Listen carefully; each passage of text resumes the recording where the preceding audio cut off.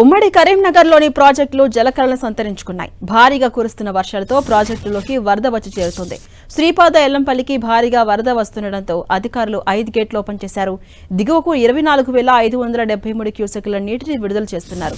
Nandi, Gayatri pump house Motors ను కూడా on చేశారు. మిడ్ మానేరుకు నీటి తరలింపు కొనసాగుతుండటంతో ప్రాజెక్టులో నీటి ప్రవాహం పెరుగుతోంది. ఇక మేడిగడ్డ దగ్గర అవుట్ ఫ్లో, ఇన్ఫ్లో 10 లక్షల క్యూసెక్కులుగా నమోదైంది.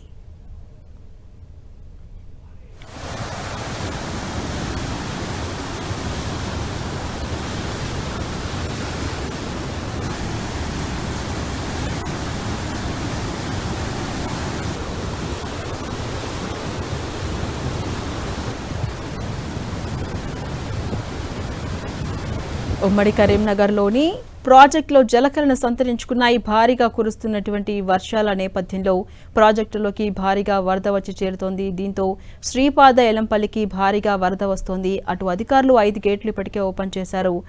దిగువకు 24,573 క్యూసెక్కుల నీటిని విడుదల చేస్తున్నారు అధికారులు.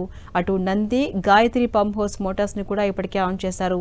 ఇక మిడ్ మానేరుకు నీటి తరలింపు కొనసాగుతుండటంతో ప్రాజెక్టులో నీటి ప్రవాహం కూడా పెరుగుతోంది. అటు మేడిగడ్డ దగ్గర అవుట్ ఫ్లో, ఇన్ఫ్లో 10 లక్షల క్యూసెక్కులుగా నమోదైంది.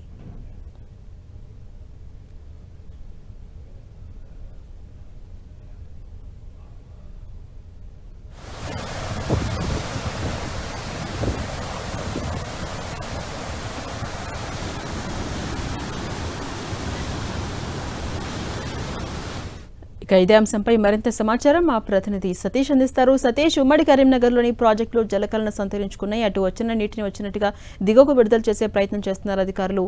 అటు మోటార్స్ ని కూడా ఆన్ చేశారు. అప్డేట్స్ ఏంటి సతీష్?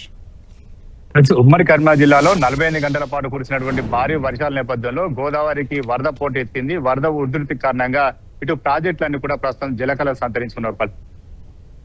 గోదావరి నది పైన నిర్మించినటువంటి శ్రీపాద ఎల్లంపల్లి ప్రాజెక్టులోకి పెద్ద ఎత్తున ఇన్ఫ్లో కొనసాగుతుంది. నిన్నటి వరకు దాదాపు 1,00,000 క్యూసెక్ల ఇన్ఫ్లో ఇటు ఎల్లంపల్లి ప్రాజెక్టు కొనసాగింది. ప్రస్తుతం అయితే 40,000 క్యూసెక్ల ఇన్ఫ్లో మాత్రం కొనసాగుతుంది. అదేవిధంగా అవుట్ ఫ్లో కూడా అదే స్థాయిలో విడుదల చేయడం జరుగుతుంది. 20 టీఎంసీల సామర్థ్యం కలిగినటువంటి శ్రీపాద ఎల్లంపల్లి ప్రాజెక్ట్ లో ప్రస్తుతం అయితే 19 టీఎంసీల నీటి నిల్వ చేరుకుంది. ఇంకా కూడా ఇన్ఫ్లోగా దాదాపు 40,600 క్యూసెక్ల ఇన్ఫ్లో వస్తుంది. ఇంకా కూడా క్యాచ్మెంట్ నుంచి పెద్ద ఎత్తున వరద ప్రవాహం కొనసాగుతుండటంతో దాదాపు 5 గేట్లను ఓపెన్ చేసి నీటిని అంతా కూడా దిగువ విడుదల చేస్తున్నారు. దీంతో దిగువ గోదావరి అంతా కూడా జలకళ సంతరించుకున్నటువంటి పరిస్థితి. ప్రస్తుతం మనం చూస్తున్నటువంటి కాళేశ్వరం ప్రాజెక్ట్ లోని 8వ ప్యాకేజ్ లోని గాయత్రి పంప్ హౌస్ వద్ద ఉన్నాం. 2 రోజులుగా గాయత్రి పంప్ హౌస్ నుంచి మోటార్లు ఆన్ చేసి నీటిని అంతా కూడా లిఫ్ట్ చేయడం జరుగుతుంది.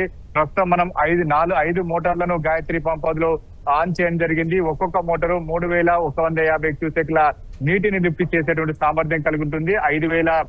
దాదాపు 5 మోటార్లను ఆన్ చేయడం జరిగింది. ఇక్కడ నుంచి 15,000 క్యూసెక్ల పైగా నీరంతా కూడా మిడ్ మానేరుకు తరలించడం జరుగుతుంది. ప్రస్తుతం అయితే ఈ నీటి తరలింపు కారణంగా ఇటు మిడ్ మానేరులో కూడా ప్రస్తుతం అయితే క్రమేపీ నీటి మట్టం పెరుగుతుందని చెప్పుకోవచ్చు. 27.5 టీఎంసీల సామర్థ్యం కలిగినటువంటి మిడ్ మానేరులో 2 రోజులుగా ఇక్కడ నుంచి నీటి విడుదల కొనసాగుతుంది. దాదాపు 12 టీఎంసీల నీటి నిల్వకు చేరుకుంది. ఇంకా కూడా ప్రస్తుతం వరద ప్రవాహం అంతా కూడా మిడ్ మానేరుకు విడుదల అవుతుండటంతో మరింత నీటి నిల్వ పెరిగే అవకాశం మాత్రం కనిపిస్తుంది. ఇక గోదావరి అంతా కూడా ప్రస్తుతం అయితే నిండు గోదావరిలా తలపిస్తుంది. గోదావరి అదేవిధంగా ప్రాణహిత నదులు 2 కలిసేటువంటి ఉభయ నదుల ప్రవాహం కూడా ఉధృతంగా కొనసాగుతున్న నేపథ్యంలో ఇటు కాళేశ్వరం వద్ద ఉన్నటువంటి త్రివేణి సంగమం వద్ద మొదటి హెచ్చరికను అధికారులు జారీ చేయడం జరిగింది.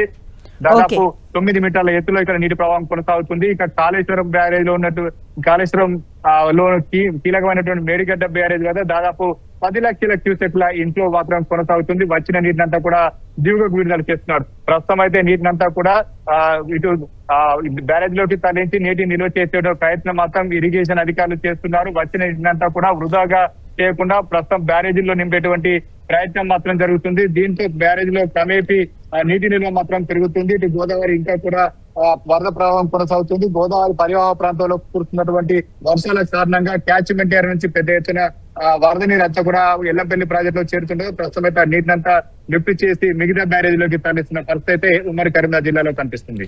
Right, thank you Satish.